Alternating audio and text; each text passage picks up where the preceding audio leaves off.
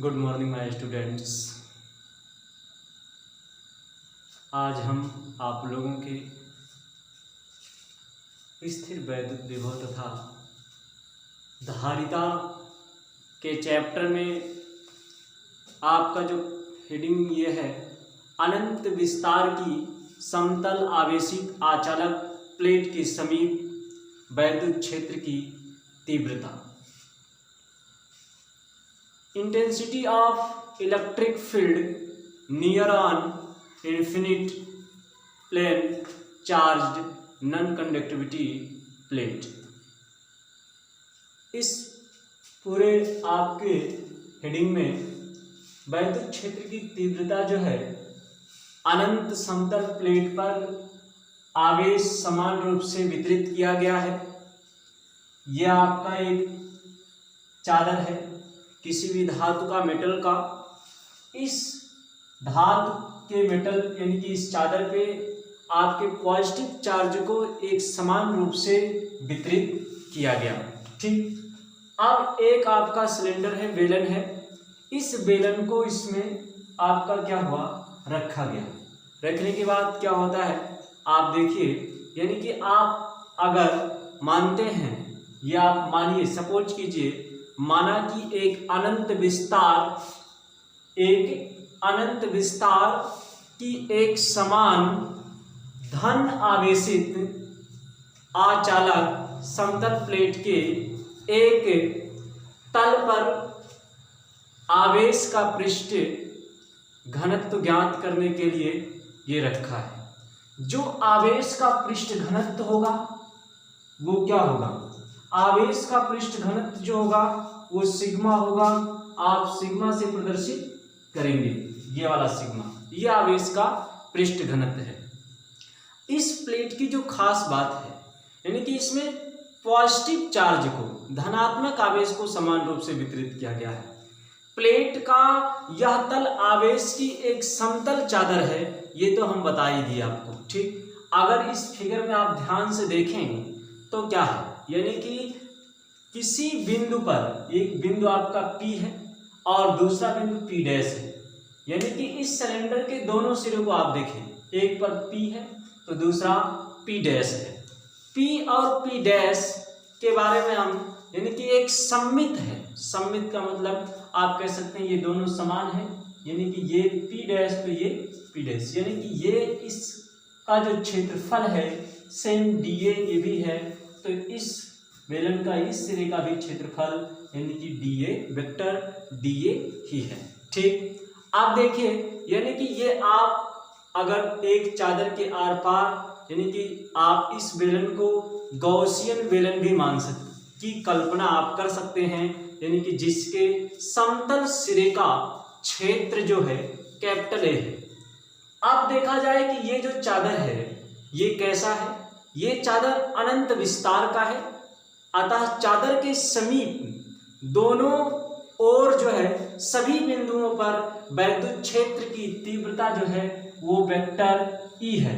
ठीक, वैद्युत क्षेत्र की तीव्रता वेक्टर E का परिमाण समान होगा तथा दिशा चादर के अभिलंबवत बाहर की ओर होगी, जो आपका एरो से इंडिकेट किया गया है। ठीक है ना, एरो से प्रदर्शित किया गया है। इस प्रकार आप कह सकते हैं कि आपका वैद्युत क्षेत्र जो वेक्टर E है गॉसियन बेलन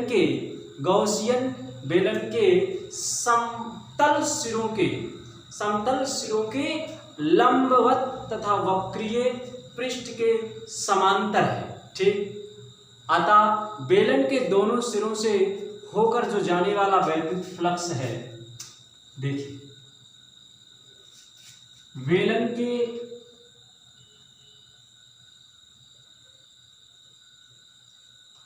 दोनों सिरों से होकर जाने वाला वैद्युत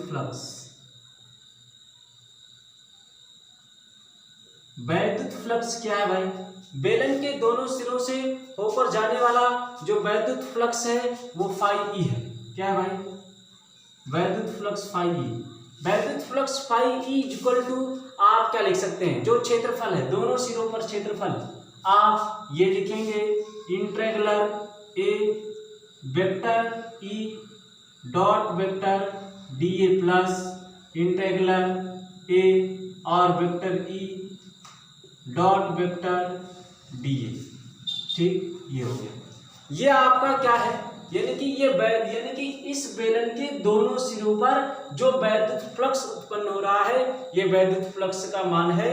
आप जो वेक्टर डी ए है, ये क्या है, समतल सिरों का क्षेत्रफल है। और ये आप कह सकते हैं इस प्रकार से, अगर इसे आप देखते हैं तो दोनों एकदम सेम है। आप कैसे, यानी कि ये आप जानते ही हैं, आप लिखेंगे हम जानते हैं कि जो integral A vector E into dot vector D A equal to आपका ई ए होता है। ठीक है ना, ये दोनों एकदम सेम होता है। आप यहां पर अप्लाई करते हैं ये वाली वैल्यू, ठीक, यहाँ ये हो जाएगा आपका phi E is equal to E A E D E A, ठीक, या डी ए आप लिख सकते हैं। ठीक, यहाँ पर आप ये ए ही रखिए, ठीक है ना। डी ए का मतलब होता है ये अल्पतम है, बहुत सूक्ष्मतम है, तो ये ए हो गया। ठीक, ये क्या हो जाएगा भाई, ई ए प्लस ई ए, और यहाँ से वैद्युत flux E A is equal to 2 E A. ठीक, ये आपका क्या हुआ, वैद्युत फ्लक्स का इस बेलन के दोनों सिरे पर वैद्युत फ्लक्स का मान हो गया। ठीक, अब आप देखिए, यानी कि गॉसियन बेलन, इस बेलन को गॉसियन बेलन के नाम से भी जानते हैं। ठीक, कि वक्रीय पृष्ठ से होकर जाने वाला जो वैद्युत फ्लक्स का मान है वो शून्य हो सकता है, क्योंकि इस पृष्ठ पर सभी, यानी कि जो आपका इस पृष्ठ पर सभी जगह पर वेक्टर ई का जो मान है वो वेक्टर डी ए के क्या है, परस्पर लंबवत है। और जब परस्पर लंबवत होगा तो अतः गॉसियन बेलन से गुजरने वाला संपूर्ण वैद्युत फ्लक्स, आप कह सकते हैं गॉसियन बेलन से गुजरने वाला संपूर्ण वैद्युत फ्लक्स, गॉसियन बेलन से गुजरने वाला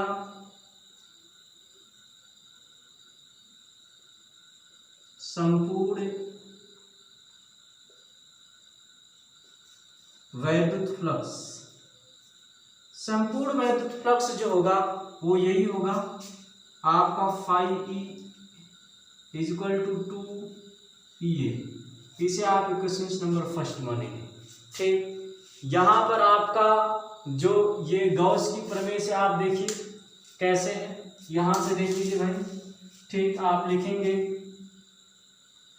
गॉस के प्रमेय से। ठीक, गॉस का प्रमेय क्या होता है भाई, गॉस का प्रमेय phi E is equal to Q upon epsilon zero, क्या होता है भाई, phi E is equal to Q upon epsilon zero.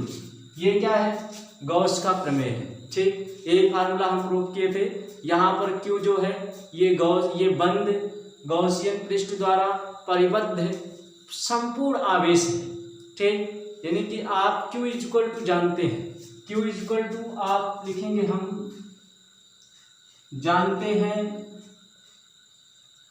कि Q is equal to sigma A होता है। क्या होता है, सिग्मा ए होता है। आप जो सिग्मा ए का मान है वो आप क्या करेंगे, यहाँ पर हम अप्लाई करेंगे। अप्लाई करने के बाद गॉस नियम से हम लोग ये फार्मूले की उत्पत्ति करेंगे।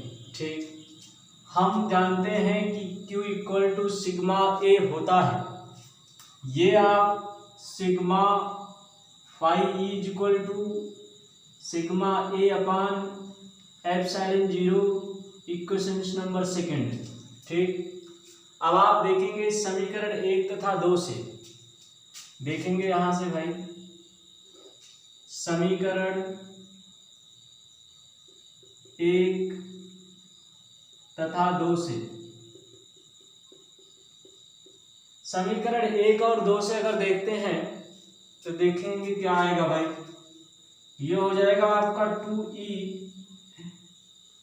Into A equal to sigma A upon epsilon 0। ठीक, दोनों इक्वेशन से यहाँ से आपका क्या होगा, ये दोनों कट जाए कैंसिल, ई इक्वल टू आप लिख सकते हैं सिग्मा 2 एप्सिलॉन 0। ठीक, ये क्या है भाई, यही आपका गॉसियन यानी कि जो आपका समतल चादर के लिए वैल्यू डिफाइंड करना था, ये वैल्यू डिफाइंड हो गया। ठीक, आप देखेंगे इसमें आपका खास बात क्या है, ये वैद्युत क्षेत्र की तीव्रता का फार्मूला है। किसकी? वैद्युत क्षेत्र की तीव्रता, ये वैद्युत क्षेत्र की तीव्रता का फार्मूला है। आप देखिए चादर के सभी बिंदुओं पर, जो आपका फिगर था, फिगर दिमाग में एक बार लाएंगे फिर से, चादर के सभी बिंदुओं पर जो वैद्युत क्षेत्र की तीव्रता है इस फार्मूले से अगर ज्ञात किया जाए तो समान होगा। ठीक है ना, ये हो गया। अब हम आपके अगले हेडिंग पे चलते हैं, किसी बिंदु आवेश के कारण वैद्युत क्षेत्र की तीव्रता के ये आपके फार्मूले के बारे में प्रूवमेंट करेंगे। ठीक, आप हेडिंग देख ही रहे हैं कि किसी बिंदु आवेश के कारण वैद्युत क्षेत्र की तीव्रता कैसे उत्पन्न होती है। ठीक, इसमें भी आप, ये हो गया कंप्लीट, ये हटा देते हैं, फिर हम बात करेंगे। ठीक, देखिए कैसे आप क्या करेंगे। इसमें आपको सबसे पहले मानेंगे, माना कि क्या मानेंगे भाई, माना कि प्लस क्यू कूलाम का आवेश किसी ऐसे सिस्टम में रखा है, ऐसे माध्यम में रखा है जो बिंदु O पर स्थित है, जिसका परावैद्युतांक आप कैपिटल के मान लीजिए, आवेश प्लस क्यू द्वारा उत्पन्न वैद्युत क्षेत्र जो है, वैद्युत क्षेत्र में बिंदु O से r मीटर की दूरी पर एक बिंदु P मान लीजिए। ठीक, जैसे आप वैद्युत द्विध्रुव में कंडीशन हुआ करता था, जिस बिंदु पर वैद्युत क्षेत्र की तीव्रता आपको ज्ञात करनी है, इसके लिए आप क्या करेंगे, मानेंगे कि माना कि बिंदु P पर एक धन परीक्षण आवेश प्लस क्यू स्थित है। ठीक, आप कूलाम का नियम जानते ही हैं, कूलाम के नियमानुसार आप यहाँ पर देखेंगे तो फिर कैसे आप अप्लाई करते हैं। ठीक, कूलाम का नियम क्या कहता है ये हम पढ़ा चुके हैं आप लोगों को भाई।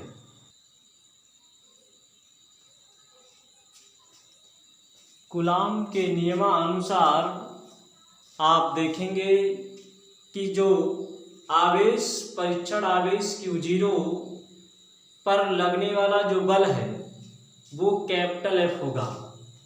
कैपिटल F वैद्युत बल का मान है, आप जानते ही हैं कि F इक्वल टू क्या होता है भाई, यहाँ पर आप लिखेंगे कूलाम के नियमानुसार। ठीक, F equal to 1/4 pi epsilon 0 into K Q into Q0 upon R²। ठीक, ये कूलाम का नियम है। आप यहाँ न्यूटन में लिख सकते हैं, न्यूटन मात्रक है, यूनिट हो गया। ठीक, अतः वैद्युत यानी कि बिंदु जो P है, फिगर में देखेंगे ये बिंदु जो P है, बिंदु P पर वैद्युत क्षेत्र की तीव्रता जो है वो क्या होता है भाई, हम जानते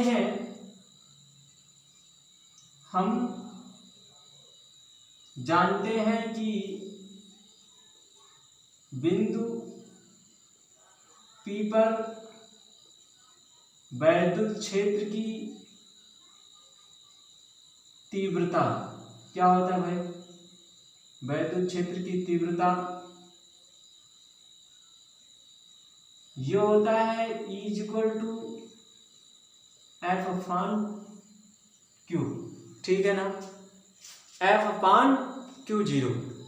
अब आप देखेंगे F का वैल्यू इस इक्वेशंस में अप्लाई करेंगे। आप जब रखते हैं तो ये E = क्या होता है भाई? ये हो जाएगा 1/4πε0 इंटू Q अपान क्या होगा भाई? Q into Q0 upon R² into Q0, ये दोनों कैंसिल हुआ। आप E = लिखेंगे 1/4πε0 इंटू Q अपान R²। ये वैद्युत क्षेत्र की तीव्रता है, ठीक है ना। अब यहाँ पर जो वैद्युत क्षेत्र की तीव्रता का ये फार्मूला प्रूफ हुआ, इसका यूनिट न्यूटन प्रति कूलम आप लिख लेंगे, ठीक। ये यदि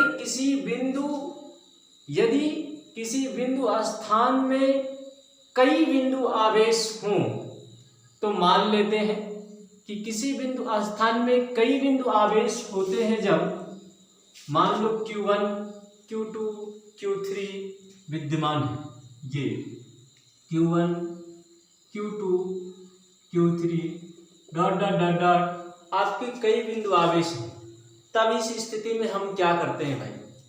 तब इस स्थिति में उस बिंदु पर सभी आवेशों के कारण वैद्युत क्षेत्र की तीव्रता जो है वो कैपिटल E विभिन्न आवेशों द्वारा अलग अलग उत्पन्न तीव्रताओं के सदिश योग के बराबर होगा।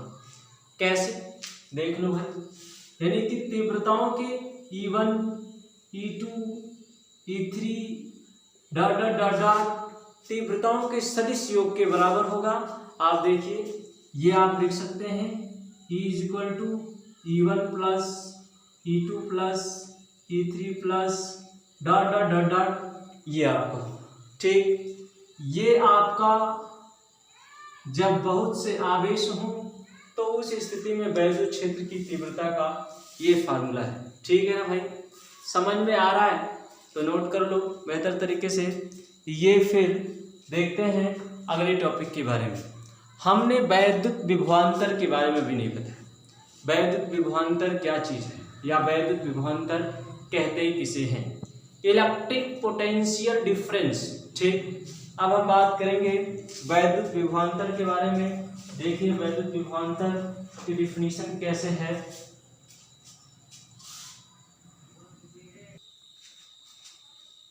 वैद्युत विभवांतर, इलेक्ट्रिक पोटेंशियल डिफरेंस किसे कहते हैं? वैद्युत क्षेत्र में किसी परीक्षण आवेश को एक बिंदु से दूसरे बिंदु तक ले जाने में किया गया कार्य तथा परीक्षण आवेश के मान की निष्पत्ति को उन बिंदुओं के बीच वैद्युत विभवांतर कहते हैं, ठीक है। वैद्युत विभवांतर आप इस फिगर में देखेंगे, ये प्लस और Q आवेश और Q0 दो आवेश स्थित हैं, A और B दो बिंदु हैं। आपका जो फोर्स है, फोर्स अप्लाई हो रहा है, ठीक। एक Q0 है तो एक आवेश Q है, ठीक है। आप देखिए ये कैसे आप अप्लाई करते हैं, और हम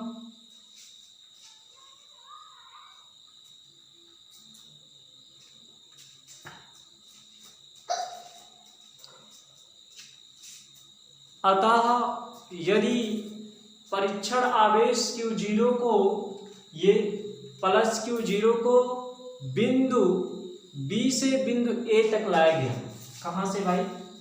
परीक्षण आवेश Q0 को जब B बिंदु तक लाया गया और बिंदु B से A तक लाया गया, ठीक। तो कुछ कार्य किया गया। वो कार्य कितना किया गया? कार्य W किया गया। कार्य कितना किया गया भाई? कार्य W किया गया। अब देखिए बिंदुओं A व B के बीच जो विभवांतर उत्पन्न हुआ, बिंदु A व B के बीच जो विभवांतर उत्पन्न हुआ वो क्या हुआ भाई?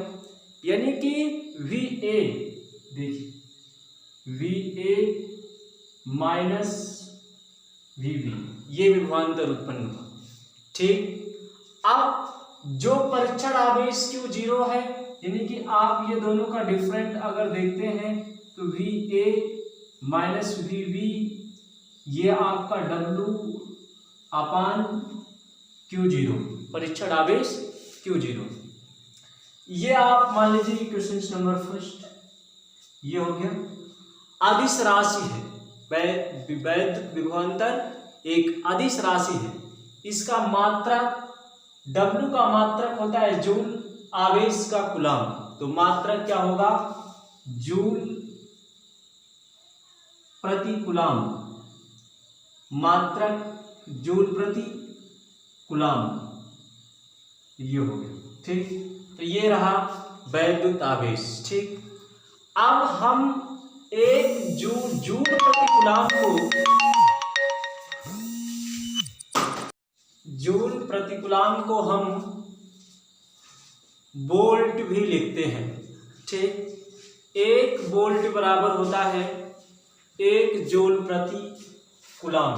ठीक है ना, आप लिख सकते हैं 1 वोल्ट बराबर 1 जूल प्रति कूलम, ये। ठीक, अब आप देखिए जो वोल्ट कहते किसे हैं? यदि वैद्युत क्षेत्र में किसी परीक्षण आवेश को एक बिंदु से दूसरे बिंदु तक ले जाने में, एक बिंदु से दूसरे बिंदु तक ले जाने में 1 जूल कार्य किया जाए, 1 जूल प्रति कूलम कार्य किया जाए, तो उन बिंदुओं के बीच जो विभवांतर उत्पन्न होगा वो 1 वोल्ट होगा। देखिए कैसे आप देखते हैं जो विभवांतर उत्पन्न हो रहा है आपका, अगर ये बिंदु क्या है? अनंत है, तो क्या ऐसे क्या होता है? ठीक, ये पूरी कंडीशन है। जूल आप कैसे कहते हैं?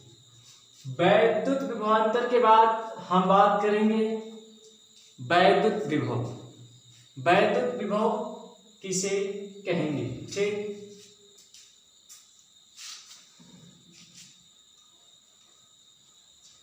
देखिए भाई, वैद्युत विभव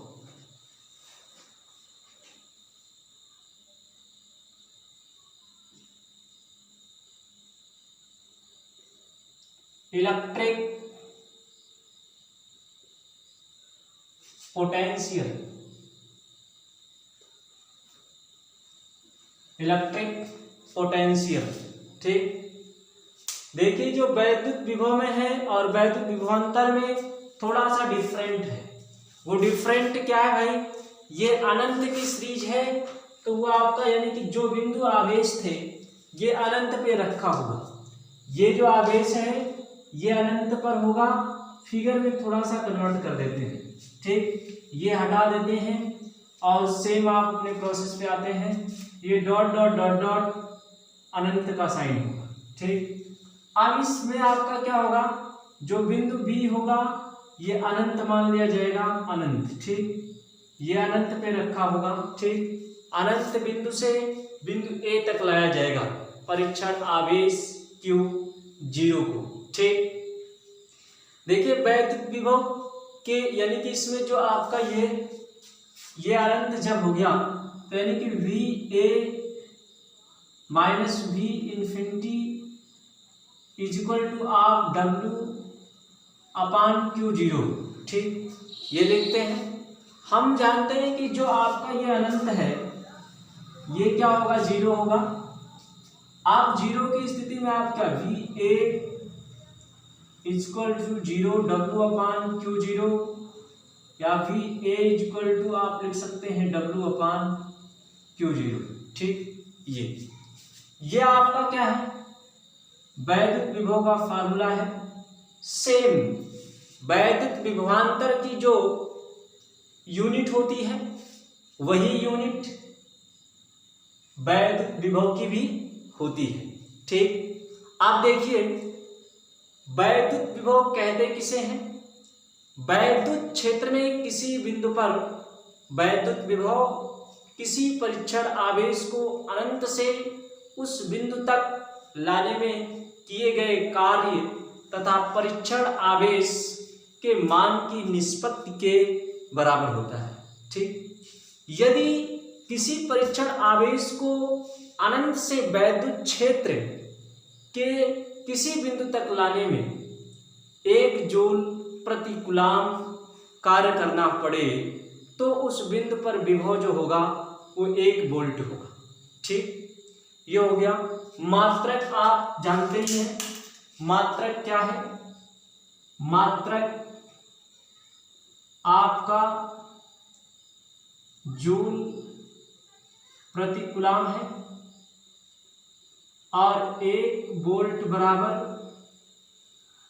1 जूल प्रति कूलाम। ठीक, बीमा के बारे में बात करते हैं तो इसकी जो बीमा होती है डायमेंशनल फार्मूला, ठीक, DF डायमेंशनल फार्मूला, बीमा जो होता है वो m l के पावर 2 t के पावर -3 a के पावर m l के पावर -2 t के पावर -3 a के पावर -1, ये इसकी बीमा होती है। ठीक है ना भाई, ये पॉजिटिव नहीं निगेटिव होगा फिर, ठीक है ना, नहीं पॉजिटिव होगा। ठीक, ये निगेटिव नहीं होगा। ठीक, समझ में आ गया।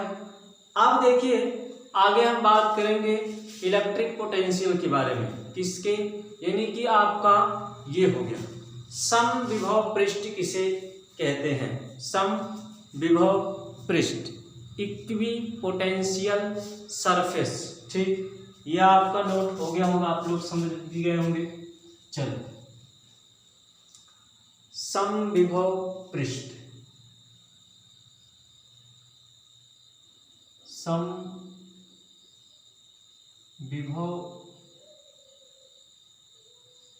पृष्ठ, ठीक है ना, यानी कि इक्वी पोटेंशियल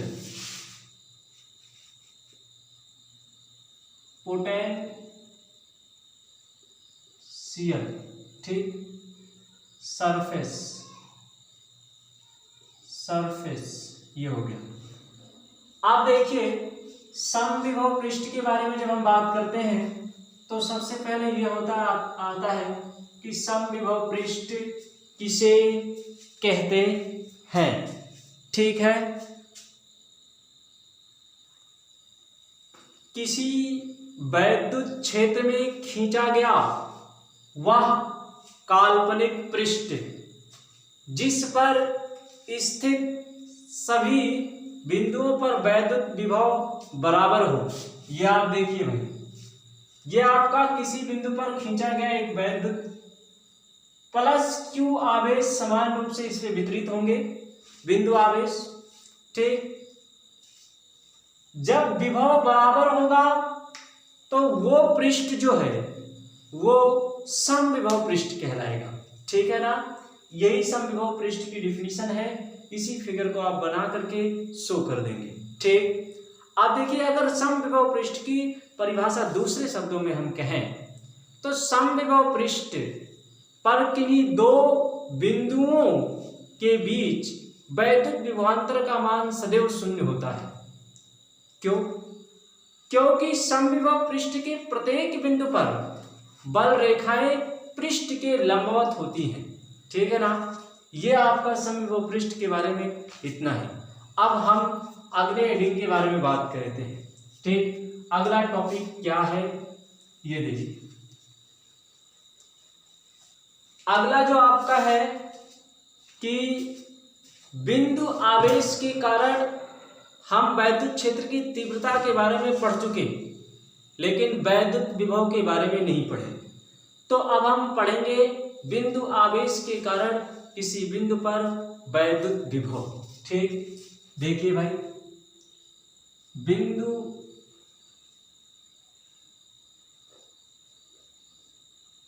आवेश के कारण किसी बिंदु पर वैद्युत विभव। ठीक है, वैद्युत विभव। ठीक, यह हेडिंग आपका, इसी के बारे में हम लोग जानेंगे। ठीक, आप अगर लिखना है तो electric potential at a point due to a point charge. ठीक, देखिए, electric potential at a point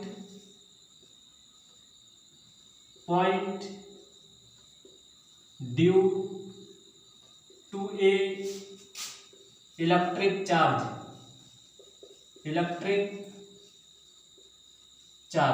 ठीक, ये आप सबसे पहले फिगर पे देखेंगे। फिगर सेम वही होगा जो अभी हमने बनाया था।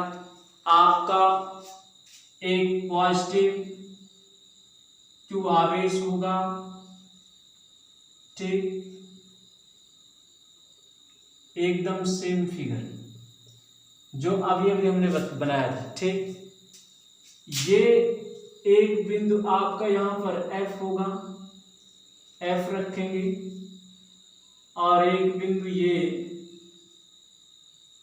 यहां पर एक बिंदु आपका B था और एक बिंदु A था।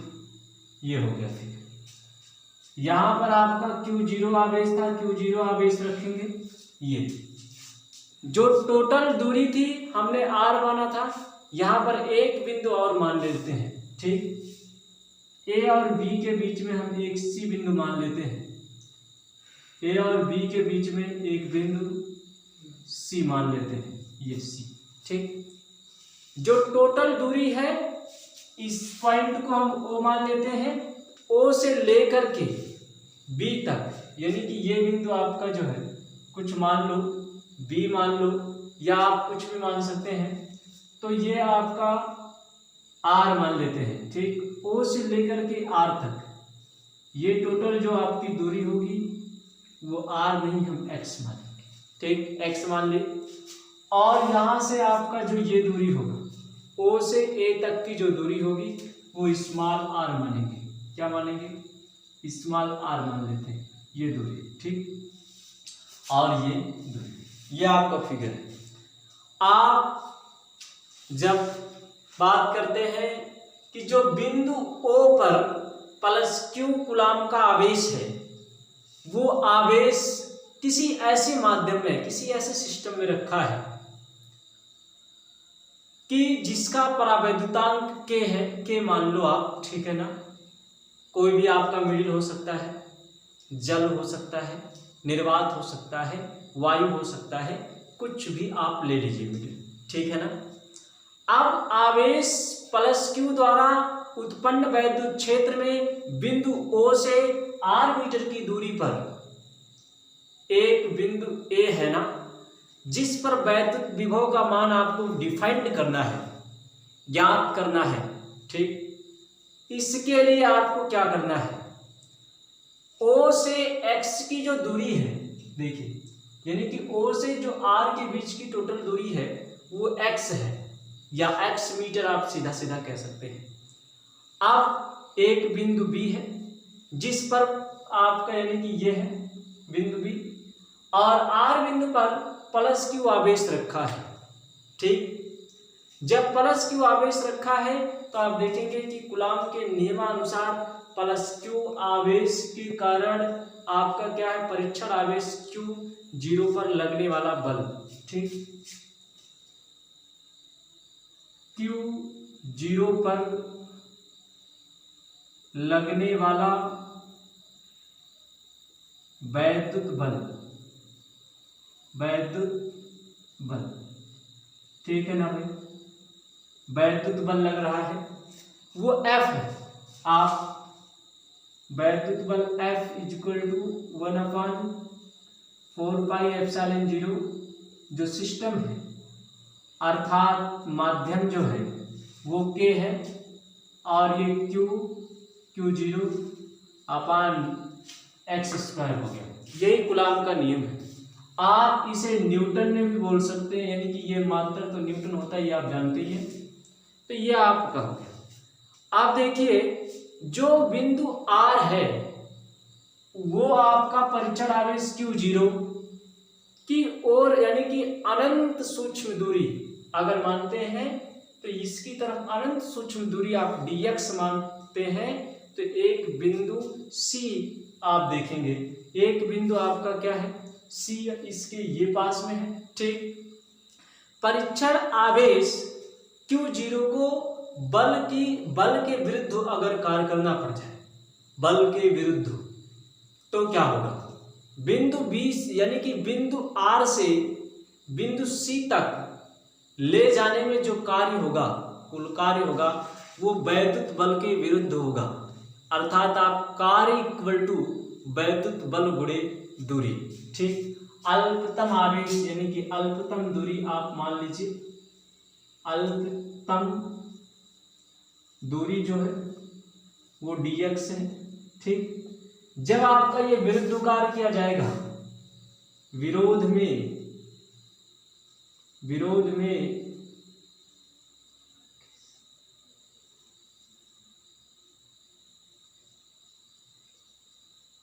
खिसकेगा तो ये -dx होगा, ठीक। ये आप देखिए जब ये विरोध में खिसक रहा है तो -dx आप यहां से देखेंगे, कार्य बराबर वैद्युत बल गुणे दूरी। वैद्युत यानी कि कार्य W है तो वैद्युत बल F है, और आपका विरोध में खिसक रहा है तो -dx है, ठीक। ये -dx हो गया। अब आप देखेंगे कूलाम के नियमानुसार ये वैल्यू अप्लाई करेंगे तो ये क्या होगा भाई, W इक्वल टू आपका हो जाएगा 1/4πε0 इंटू K और Q0/x² इंटू -dx, ठीक। ये -dx हो गया। -dx के बाद आप क्या करते हैं, यानी कि माइनस साइन आप पहले लिख सकते हैं, देख लीजिए, ये हो जाएगा W इक्वल टू -1/4πε0 Q0/x² और ये हो जाएगा dx, ठीक। dx हो गया। आप परीक्षण आवेश प्लस Q0 को अनंत से बिंदु A तक लाने में जो कार्य किया जाए आप लिखेंगे, परीक्षण आवेश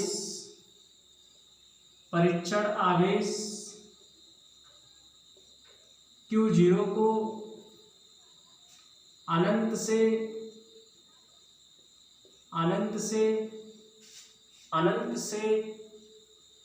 बिंदु कहां तक लाएंगे भाई, बिंदु आप A तक लाने में, ये बिंदु A तक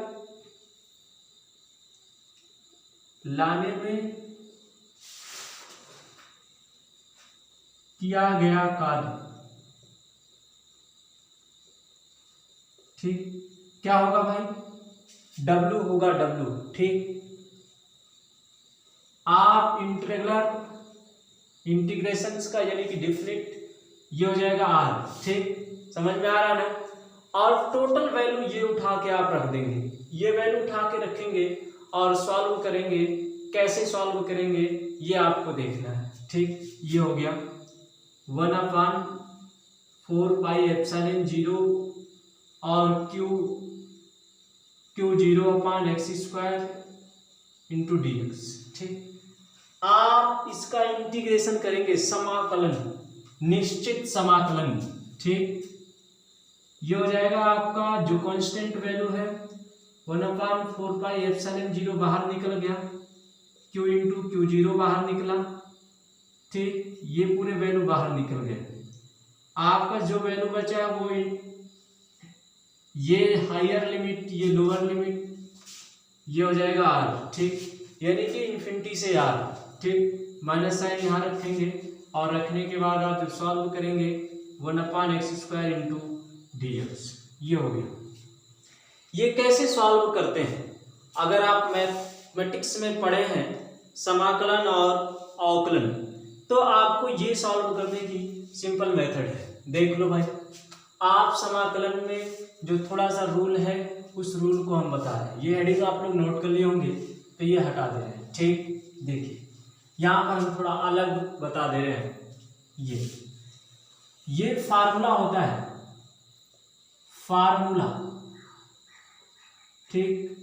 इस फार्मूले से आप जानते हैं कि x के power n into D X is equal to ये होता है x the power n plus 1/n+1, ठीक है ना। ये फार्मूला होता है। लेकिन ये अगर केस ऐसी हो कि integration 1/x² into D x, तो ये आपका ऐसे हो जाएगा। देखो x the power -2 into D x, और यहाँ से आप क्या करेंगे, फार्मूले पे अप्लाई करेंगे x दी पावर -2 प्लस 1/-2+1, ठीक। ये ऐसे, और जब इसे तोड़ेंगे तो ये हो जाएगा x दी पावर -1/-1, और इसे लिख सकते हैं 1/x -1/x। सेम ये वैल्यू उठा करके यहाँ हम अप्लाई करेंगे। ये हो जाएगा w is equal to -1/4πε0 into Q0, ठीक, अपान 1 लिख सकते हैं, और ये हो जाएगा आपका -1/x, ठीक, और ये इन्फिनिटी से आ, ठीक। यहाँ तक समझ में आ रहा है ना भाई? कोई भी प्रॉब्लम है तो तुरंत बताएं, ठीक। देखिए ये वाला साइड हो गया, तो ये देखेंगे फिर से आप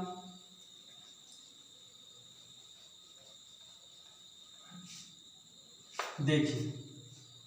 अब आप इसे तोड़ेंगे, यानी कि ये वैल्यू अप्लाई करेंगे। वैल्यू जब अप्लाई करते हैं तो कैसे अप्लाई करेंगे, आप ध्यान से देखेंगे, देखने के बाद आप फिर सॉल्व करते हैं, ठीक।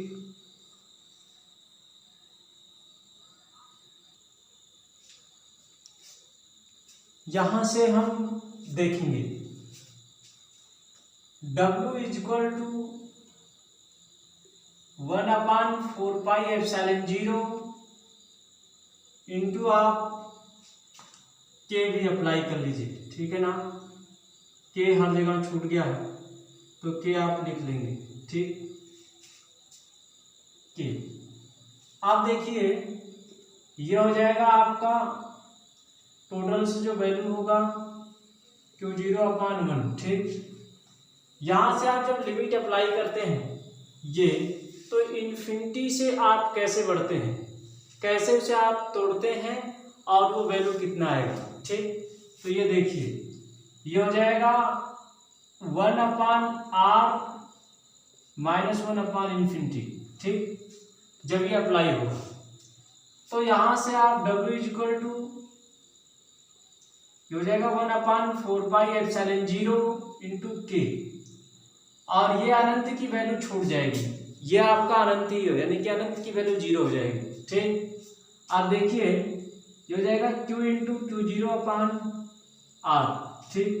ये W इज इक्वल टू आपका फार्मूला है, ठीक। यहाँ जो कार्य का मात्रक होता है वो जूल होता है, जूल लिख लीजिए, ठीक। ये आपका हो गया। अब आप ये कार्य डिफाइंड कर सकते हैं इस फार्मूले से, ठीक। इस फार्मूले से आप कार्य का वैल्यू डिफाइंड कर सकते हैं।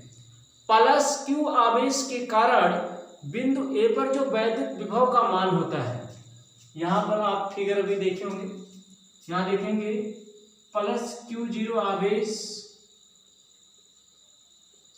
के कारण बिंदु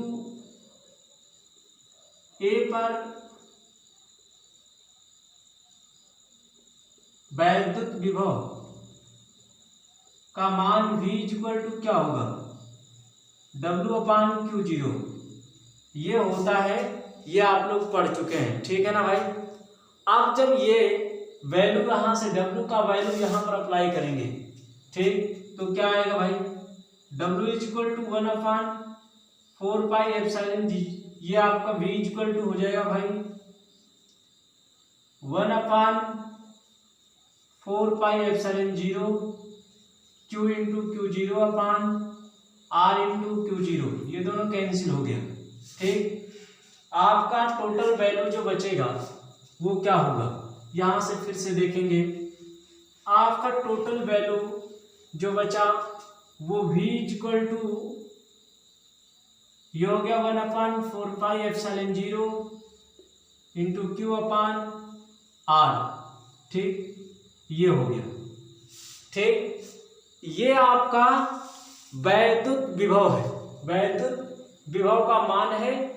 और K इक्वल टू यहाँ पर 1 अप्लाई कर दीजिएगा, ठीक, K इक्वल टू 1 अप्लाई कर देंगे निर्वात तथा वायु के लिए, ठीक। K का मान 1 होता है निर्वात और वायु के लिए, ठीक। तो ये वैद्युत विभव का मान हो गया। इसी प्रकार से यदि -Q आवेश के कारण वैद्युत विभव का मान पूछा जाए, ठीक, आप देखेंगे इसी प्रकार से -Q आवेश के कारण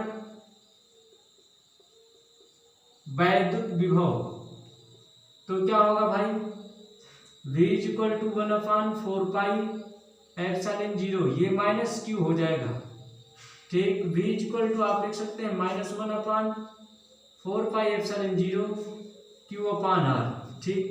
ये आपका वैद्युत विभव हो जाएगा, ठीक। समझ में आ रहा है ना भाई।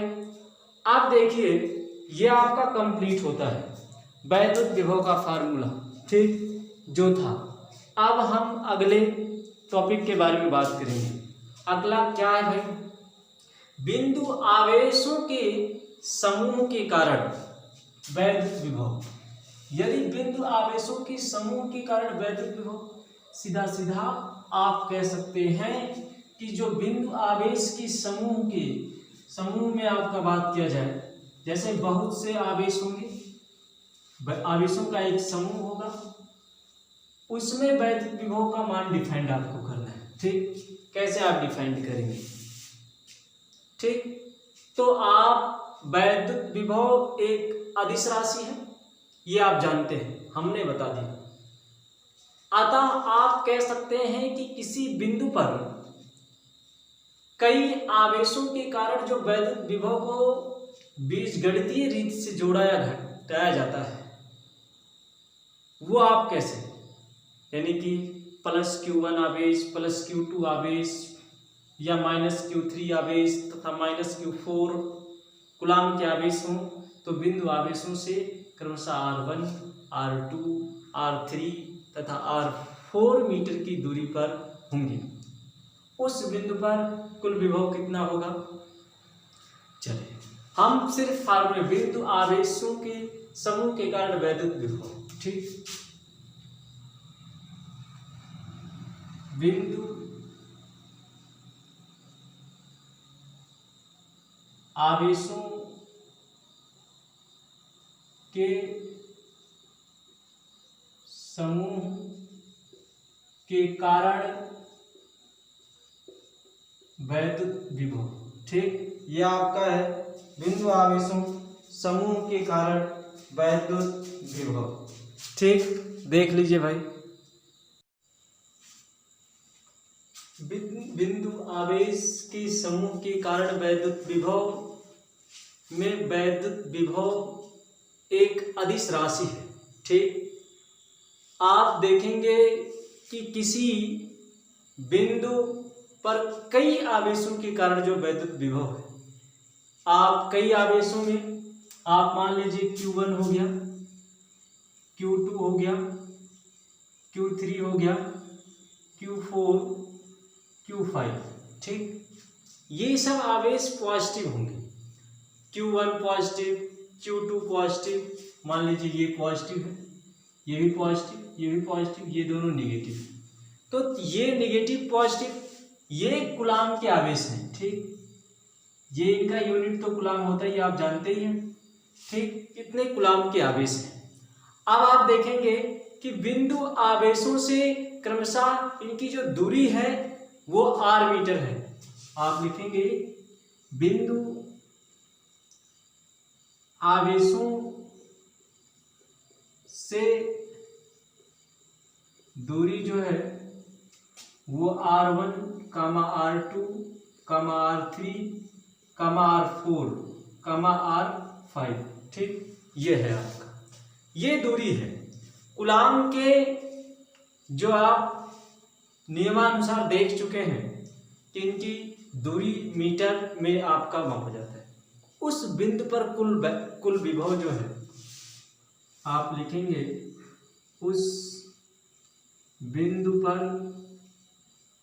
कुल विभव।